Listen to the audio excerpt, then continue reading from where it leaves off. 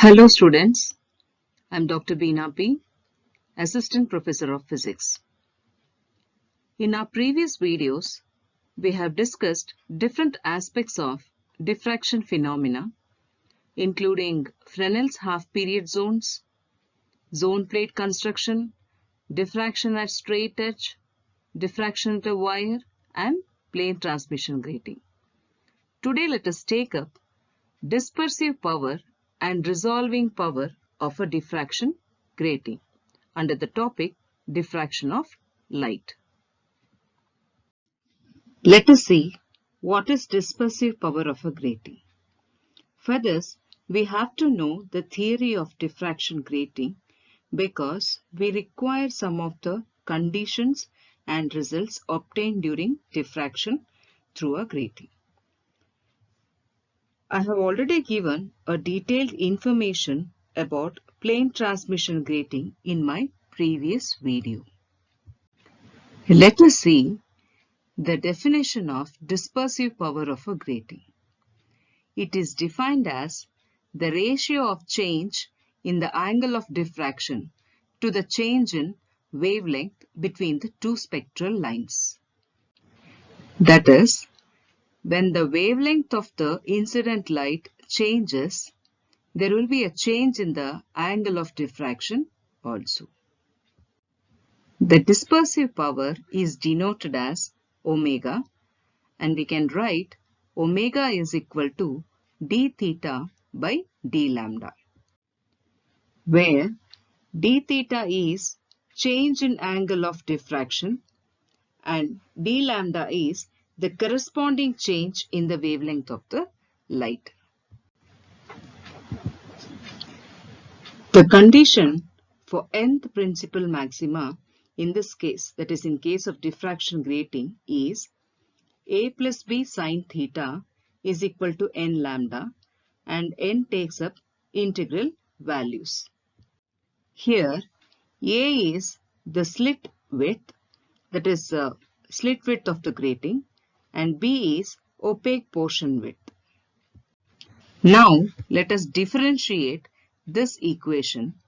Then we get a plus b cos theta d theta is equal to n lambda.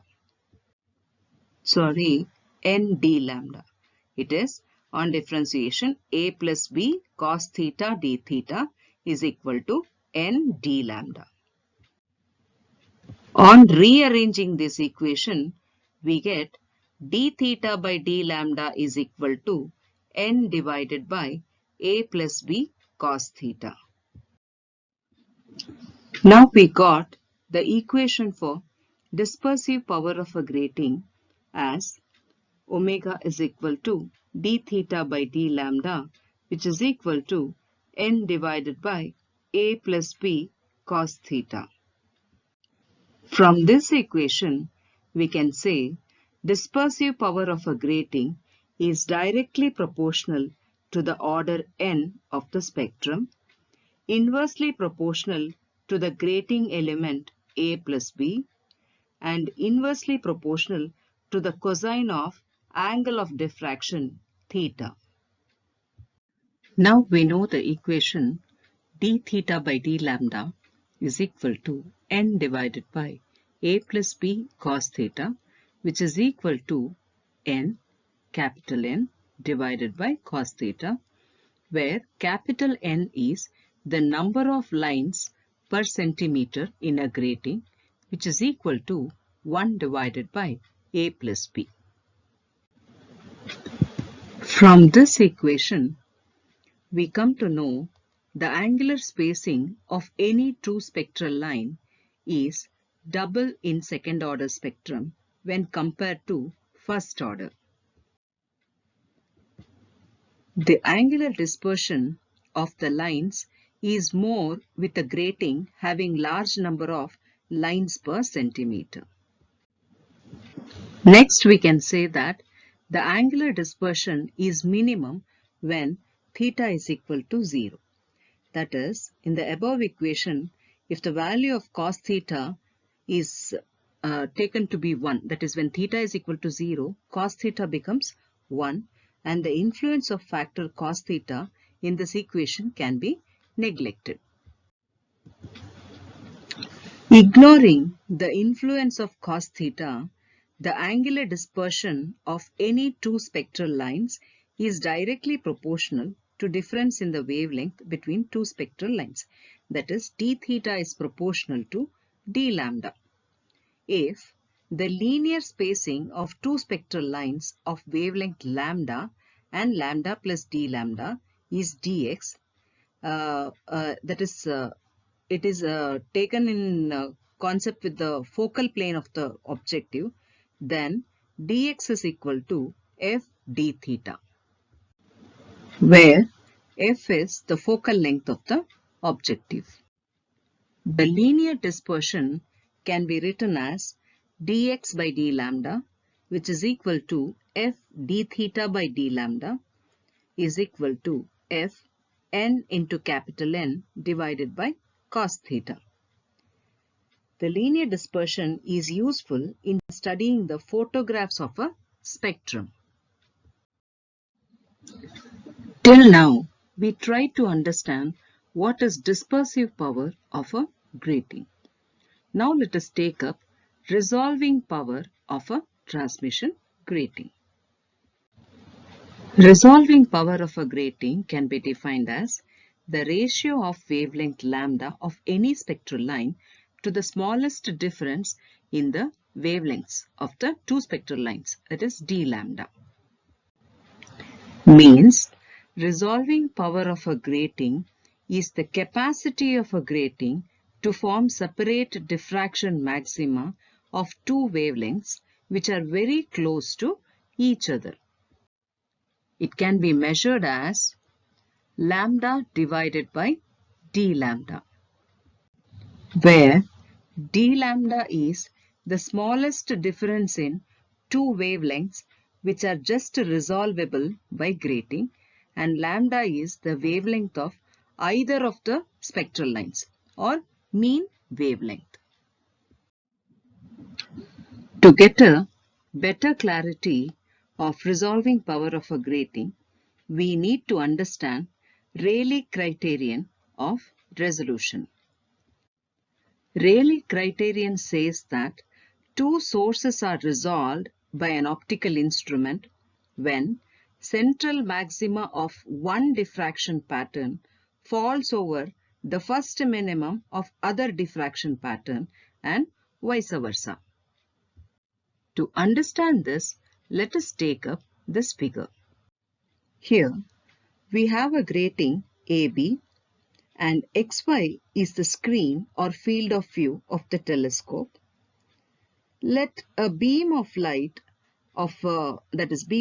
having two wavelengths, lambda and lambda plus d lambda, is made to fall normally on the grating.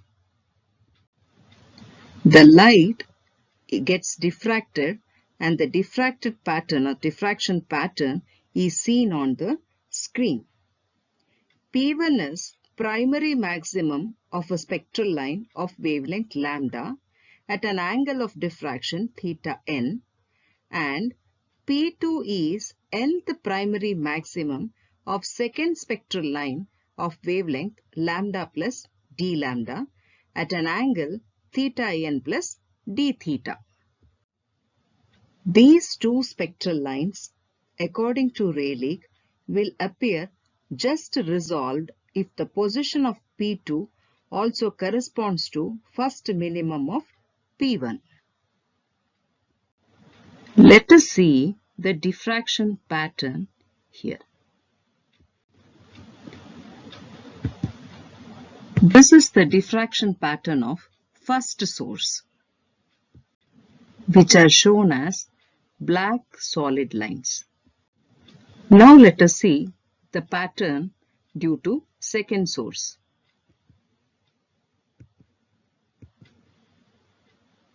So it is shown as red dotted lines. P1 is the central maxima of first diffraction pattern and P2 is the central maxima of second diffraction pattern.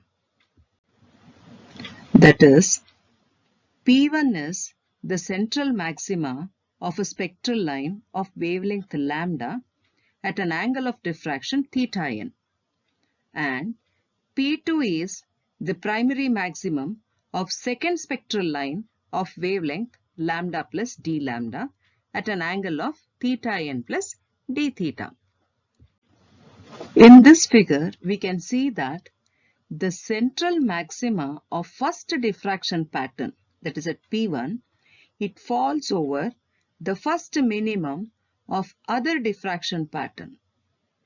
That is you can see that in this figure, you see here at P2, the central maxima of the second diffraction pattern is coinciding with the minima of first diffraction pattern.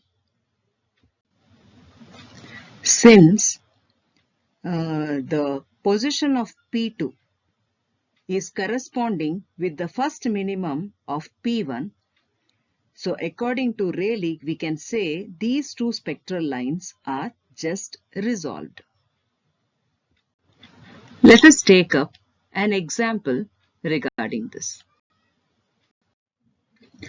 This picture shows the resolution of two sources by an optical instrument. Let us see the first picture A. Here, the difference in wavelength is such that their principal maxima are separately visible. There is a distinct point of zero intensity in between two wavelengths, and then we can say in this figure, that is, seeing this picture, we can say these two wavelengths, that is, they are said to be resolved. Let us take up the second picture B. Here in this curve, it shows a distinct dip in the middle of the two central maxima, and the two wavelengths can be distinguished from one another. Hence, we say the spectral lines are just resolved. But in the third figure C, the difference in wavelength is so small, the central maxima corresponding to two wavelengths, they come very closer. That is, the resultant intensity curve is quite smooth without any dip. It appears as if only one wavelength is present. A bigger and a stronger curve is observed. Then, two wavelengths are said to be not resolved. So, two spectral lines can be resolved only up to a certain limit expressed by Rayleigh criteria. So, we can define resolving power of the grating as its ability to show two neighboring lines in the spectrum as separate, and it can be measured by lambda divided by d lambda. Let the nth principal maxima of wavelength lambda can be written as a plus b sine theta is equal to n lambda. Next, the first minimum adjacent to nth maximum be formed along theta plus d theta.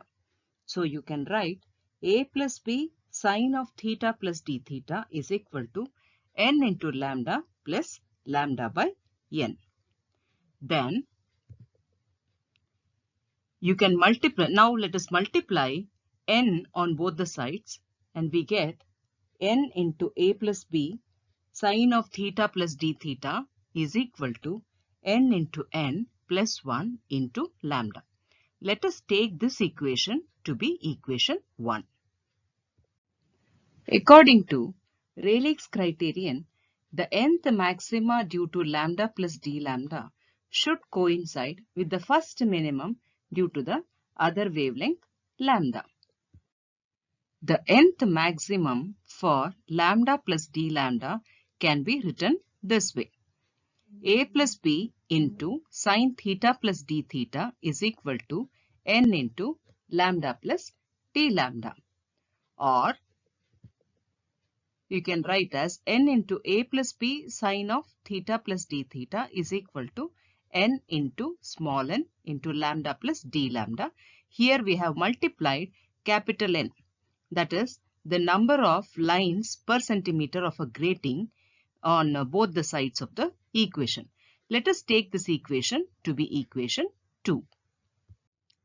From equation 1 and 2, we can write n into lambda plus d lambda is equal to n into capital N plus 1 into lambda, or lambda is equal to capital N into d lambda, or the resolving power can be written as lambda divided by d lambda is equal to n into n. So from this equation we can say for a given grating, the resolving power is directly proportional to the order of the spectrum, that is capital N and small n, and the total number of lines on the grating surface capital N. Here small n is order of the spectrum and capital N gives the total number of lines on the grating surface. Resolving power can also be written as a plus b sine theta divided by lambda into capital N. Now we have a clear picture about a grating. Now let us distinguish a grating and a prism spectra. Means how do you compare prism spectra and grating spectra? Let us take up the first one. With the prism, only one spectrum is produced. But if we are taking a grating, many number of spectra, that is of different order, can be obtained. This is because there are many number of slits inside a grating.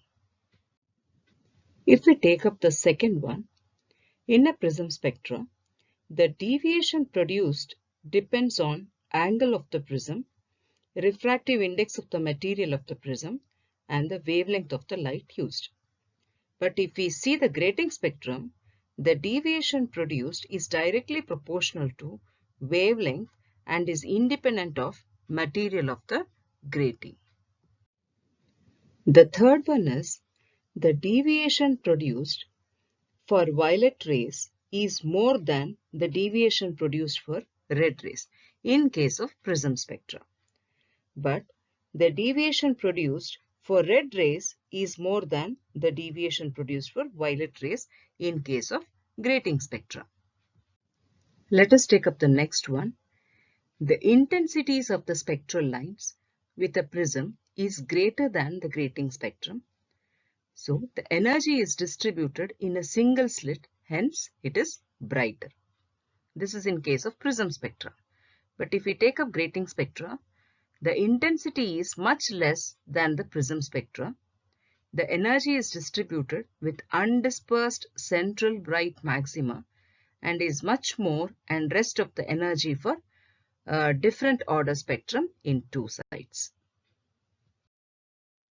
The next distinction is, in case of prism spectrum, the dispersive power is given by d mu divided by mu minus 1, where mu is the refractive index of the material. This has a higher value in the violet region than in the red region. There will be more spreading of spectral lines towards the violet region. But in case of grating spectra, the dispersive power is defined as d theta by d lambda, which is equal to small n capital N divided by cos theta, and the spectral lines are evenly distributed here.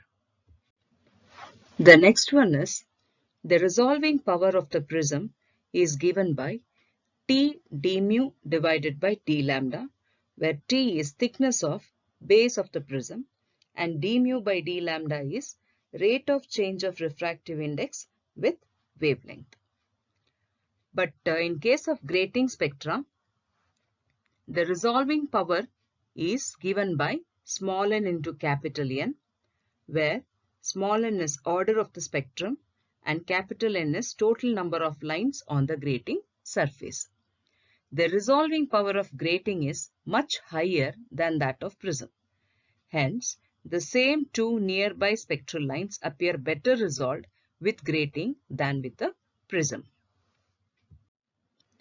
In case of prism spectrum, the spectra obtained with different prisms are not identical because resolving power and dispersive power of a prism depends upon the nature of the material of the medium. Means whatever material we have used for the prism.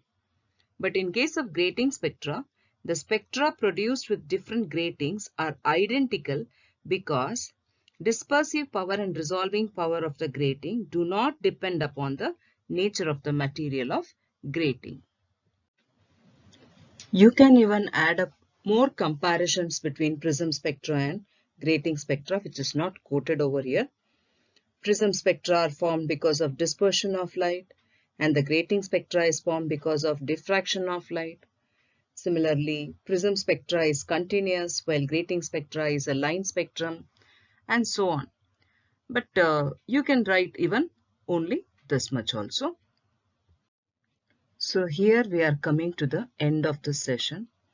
For your further and detailed understanding, you can refer some textbooks of optics like Optics by Ajay Ghatak and textbook of Optics by Brijlal and Subramaniam. You can refer some other books. You can get many articles or sources or resources from Wikipedia or from your Google. So you can refer any other books also if you can get. So thank you.